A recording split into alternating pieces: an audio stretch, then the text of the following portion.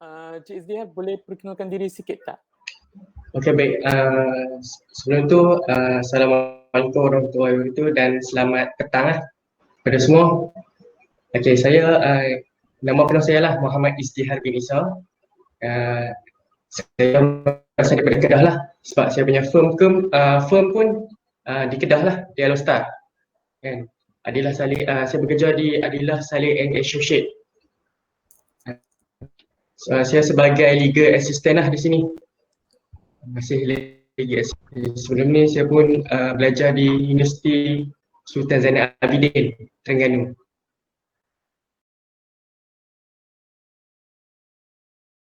Sebelum tu saya nak ucap terima kasih kepada Cik Nur Safira yang sudilah mendengar saya adalah pengalaman pun tak banyak, baru setahun lebih lah di firm sinilah kan. Tapi memang kami di Adilah Saleh memang khusus spesifik memang lebih kepada harta pusaka lah, pengurusan harta pusaka bidang faraid. Di sini kami memang base dia lebih pada tu. Mahkamah Syariah buat agak tapi kurang sikit lah. Okay, itu je lah.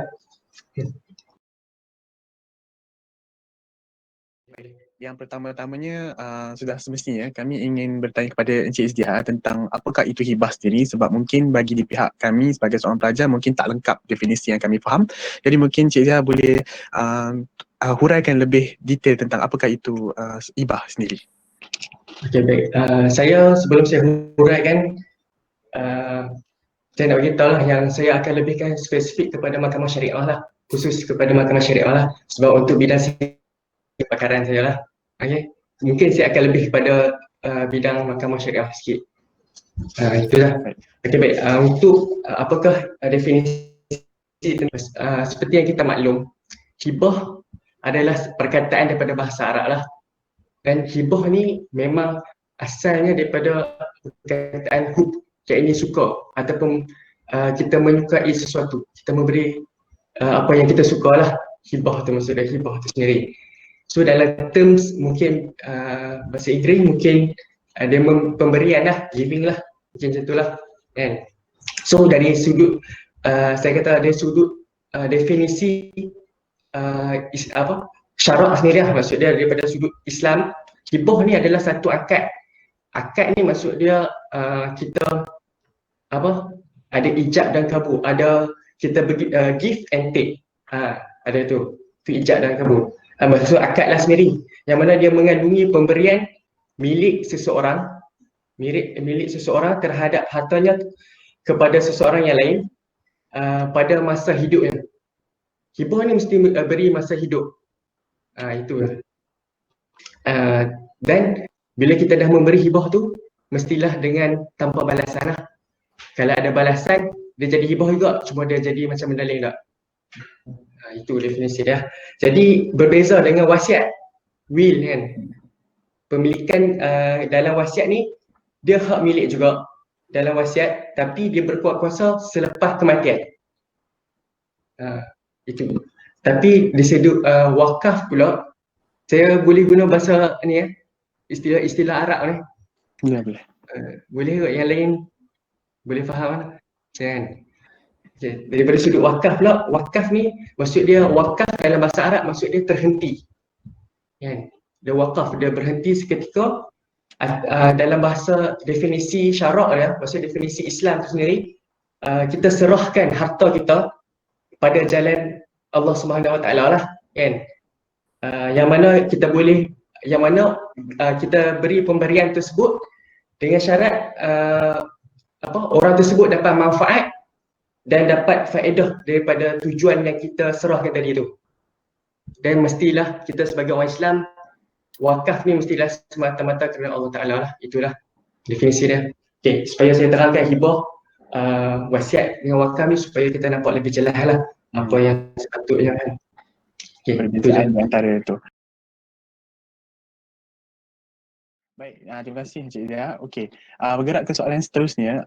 Apabila kami sudah faham tentang definisi, kami ingin juga bertanya tentang perkara asas perundangan ataupun fundamental legal principle lah dalam yang kami perlu tahu ataupun masyarakat perlu tahu tentang hibah itu sendiri. Okay, baik. Di Malaysia ni, setakat pengetahuan saya lah, memang tiada lagi lah peruntukan ataupun fundamental yang khusus untuk peruntukan tentang hibah ni sendiri. Memang tak ada lagi setakat ni.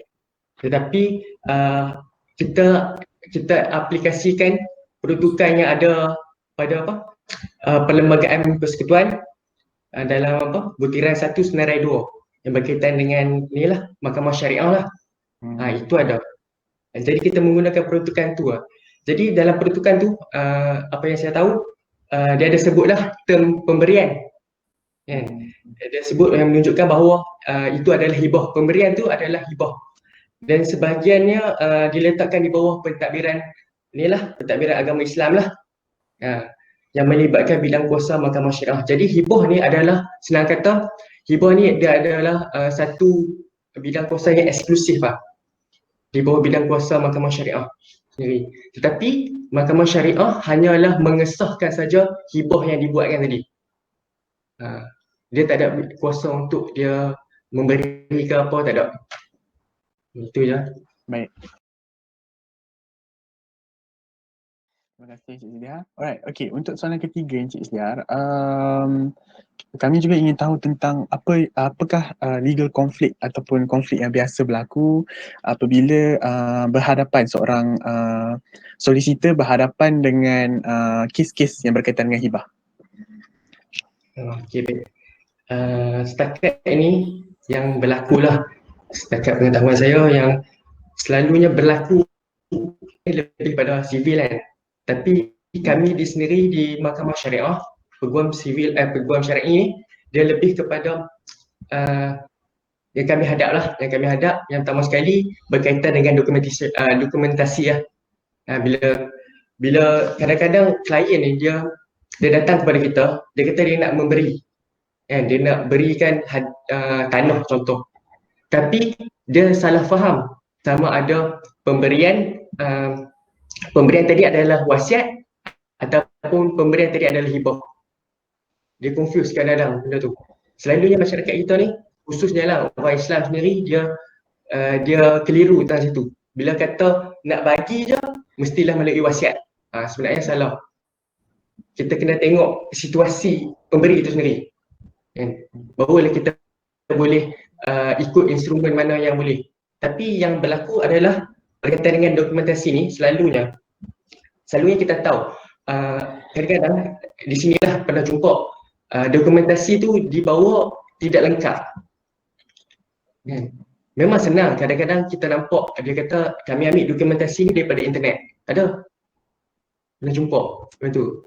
Dan wasiat pun banyak juga ada di internet. Kan? Dia ambil copy paste, lepas tu dia pergi Suruhanjaya Sumpah, dia buat mati stamp. Itu je. Tapi sebenarnya hibah punya dokumentasi terlalu complicated berbanding wasiat. Itulah berkaitan yang pertama. Yang keduanya, kita boleh katakan konflik yang selalu berlaku tentang hibah ni, dia tidak memenuhi syarat hibah itu sendiri.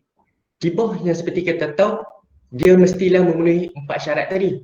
Rukun lah. Kan? Rukun yang 4 itulah pemberi, penerima, barang yang diberi, dan ijab dan kabul tadi. Kan? Bila ada 4 tu, barulah Mahkamah Syariah akan sahkan yang dokumentasi ni betul-betul sah di sisi undang-undang lah. Barulah kita boleh beri berdasarkan apa yang dah macam mana pemberi hibah tu lah nak bagi dah. Saya baca lah itu. Pertama dokumentasi. Yang keduanya perselisihan tentang terms lah. Terms. Kadang-kadang kita tahu firma guaman dengan institusi yang lain-lain seperti macam Amanah Raya, Tabung Haji, PNB, mereka pun buat juga hibah. Tapi hibah yang macam mana? Jenis hibah yang macam mana? Sama ada hibah rukbah ataupun hibah mutlak. Jadi terms tu yang kadang-kadang yang mengelirukan dan membuatkan susahlah untuk kita nak buat pengesahan tentang dokumen hibah tu. Jadi sebaiknya orang yang ingin nak buat hibah ni, pergilah jumpa orang yang betul-betul pakar dalam bidang ni lah, supaya kita boleh bagi kata apa, solution ataupun kita bagi apa, pilihan lah untuk dia buat mana satu, sama ada wasiat ataupun hibah. Itu je.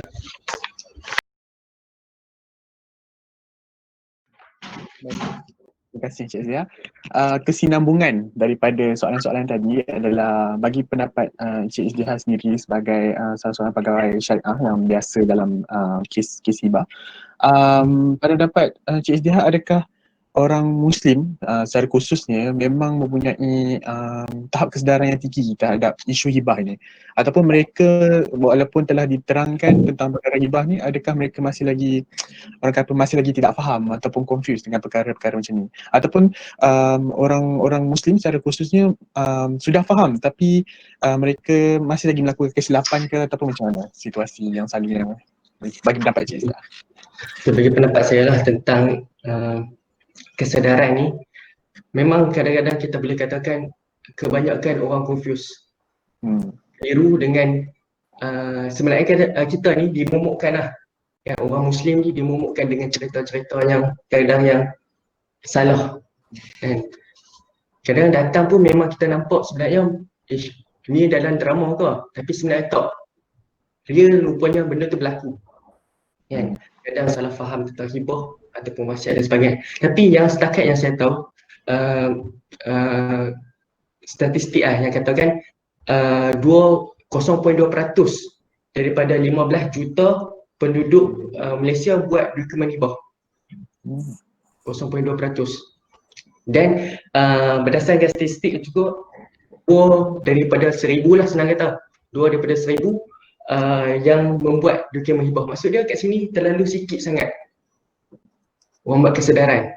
Kesedaran tu atas sebab apa? Atas sebab keliru, kan. Sama ada hibah apa? Hibah takaful, hibah bercagar, bercagar hartanah. Dia hibah apa lagi? Dia pun confuse mana satu yang kalau kita ada harta, mana satu yang sepatutnya kita bubuh, yang kita letak, apa yang kita perlu buat. Itulah berdasarkan. Dan satu lagi, kebanyakan orang yang datang membuat hibah ni, dia nak memberi hibah ni sebagai satu helah. Satu helah dia nak lari daripada bidang lari daripada faraid.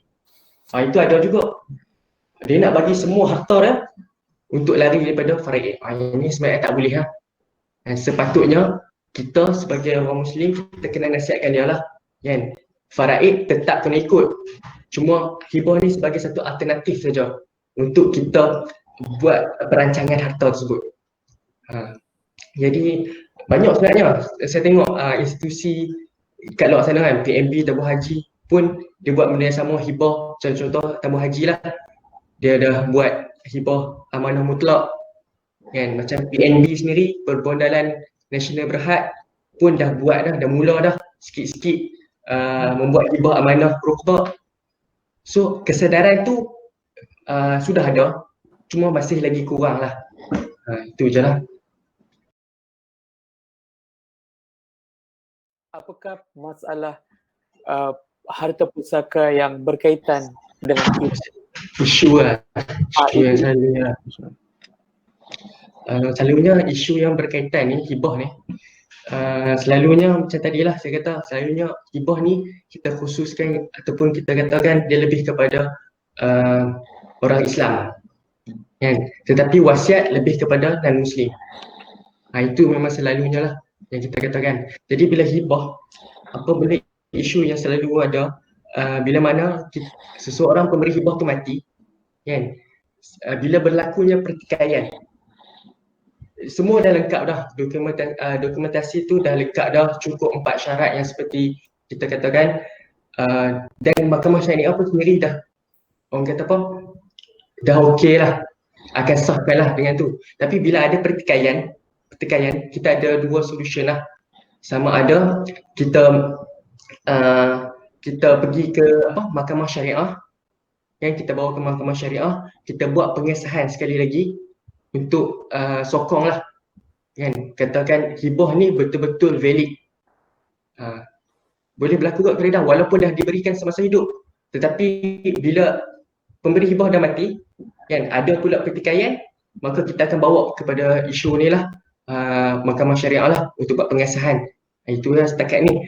Jadi itulah macam yang saya kata tadi lah, kadang-kadang bila dah berlakunya orang kata apa, konflik macam tu, kita susah untuk kita nilai mana satu tempat yang kita sepatutnya masuk. Macam tadi saya katakan hibah bila ada pengesahan, yang bila kita buat pengesahan di mahkamah syariah, dan bila dah buat pengesahan di mahkamah syariah, kita perlu pula pergi ke pejabat pesaka di JKPTG tu untuk buat pengagihan pula.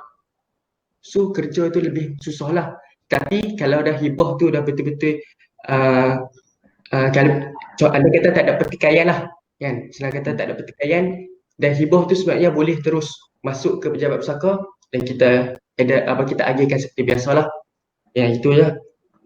Cumanya bila dari segi wasiat, selalunya yang berkaitan dengan hibah jugalah saya katakan lah, kebanyakan orang dia nak memberikan hibah ni sepenuhnya pada orang lah kan. Contoh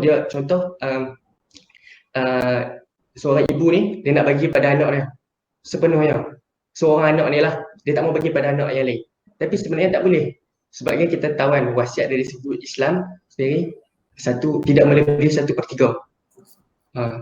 Tapi kalau nak beri juga boleh, hanya 70% saja daripada harta tersebut untuk dihibahkan. Lagi 30% mau atau tidak mesti kena difaraidkan. Itulah untuk elak daripada pertikaian. Saya harap boleh faham. Encik Izziar, kan tadi awal-awal tadi Encik Izziar ada cerita tentang betapa kesedaran tu sangat sedikit, dan kalau ikut statistik pun ada 0.2% yang buat hibah ni. Pada pandangan Encik Izziar, apakah faktor yang menyebabkan 0.2% ini memilih untuk membuat hibah dan bukan wasiat ataupun wakaf? Okey, baik. Seperti yang kita kata tadi lah, sebenarnya masyarakat ni dah ke depan dah kan.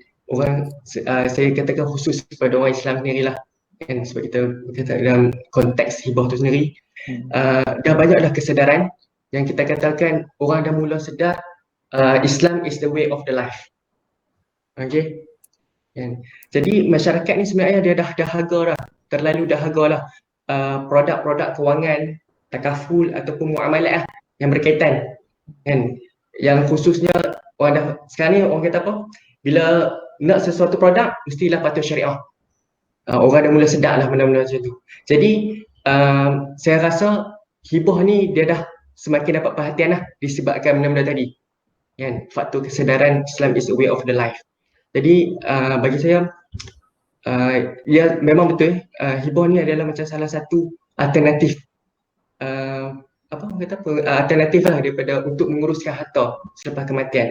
Kenapa? Sebab hibah ni kita boleh beri pada sesiapa yang kita nak tanpa ada kadar ataupun tanpa ada limit lah, senang kata kan. Dan faktor yang lain juga mungkin saya rasa dia boleh beri tanpa dengan jumlah yang ikut suka yang dia nak, dalam jumlah yang berbeza lah, tak apa. Ataupun kalau dari segi macam kalau wasiat sendiri dia hanya terhad kepada 1/3 untuk bukan ahli waris. Tetapi bila ada pertikaian, wasiat tu tak valid lah. Tapi hibah bila cukup syarat, cukup semua rukun dan disahkan pula oleh mahkamah syariah, benda tu jadi valid, lagi kuat dan diberi terus. Akan keluar order lah yang katakan okey, ini adalah harta yang telah diagihkan, yang diberikan oleh pemberi hibah lah masa hidup.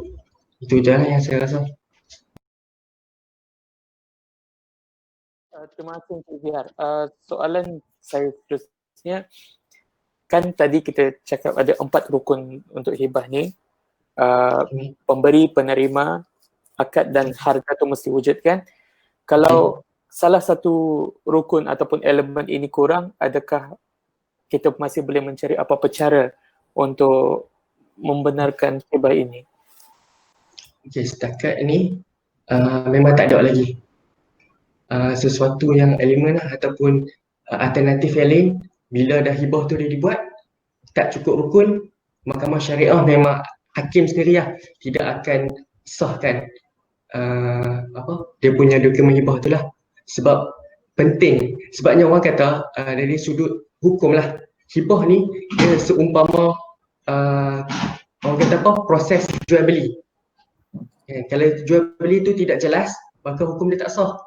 So sama juga dengan akad, dengan hibah. Bila tak cukup rukun, maka hibah tersebut memang tak valid lah. So memang tak ada apa-apa. Dia mungkin bila dah tak valid, dia akan kembali kepada pembahagian harta pusaka faraid seperti biasalah.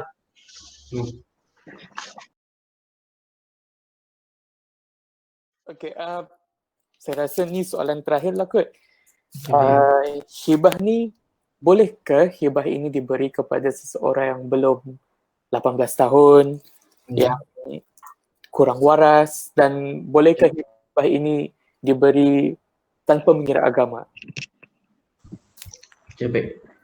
Seperti kita katakan, hibah ni boleh beri pada semua yang tadi yang disebutkan. Bawah umur, apa lagi saja? Kurang waras. Kurang waras, bukan berlainan agama pun boleh diberikan, dan satu lagi OKU. Itu pun termasuk juga boleh diberikan dengan syarat kalau yang tiga tadi kecuali memberi pada orang bukan Islam kan, mestilah melalui pelantikan pemegang amanah. Mesti kena ada benda tu. So bila ada tu maka hibah yang tadi tu boleh dijalankan seperti biasa, dengan syarat kena ada pemegang amanah lah. Dan selalunya hibah ni kita berikan kepada waris qadim ataupun orang yang paling utama sekali dalam bilangan faraid lah. Sebabnya hibah ni dah berkait rapat juga dengan faraid, so kita kena tahu jugalah kan waris utama dalam faraid itu siapa dia. Selalunya kalau macam umur bawah 18 tahun OKU dan kurang waras ni, kita akan letakkan dia siapa yang paling dekat dengan dia. Kalau dia ada ibu dengan ayah, kalau contoh datuk dia nak bagi hibah pada cucu kan, mestilah melalui mak dia sebagai pemegang amanah. Okay. Kalau orang tak waras, mungkin orang yang terdekat lah ataupun sebagainya. Dan hibah juga memang boleh diberikan kepada sesiapa, sebab memang syarat dia tak ada pemberi hibah ni mesti beri pada orang yang tentu saja. Dia bebas untuk memberikan kepada siapa saja, dengan jumlah pun yang bebas juga. Itu je lah.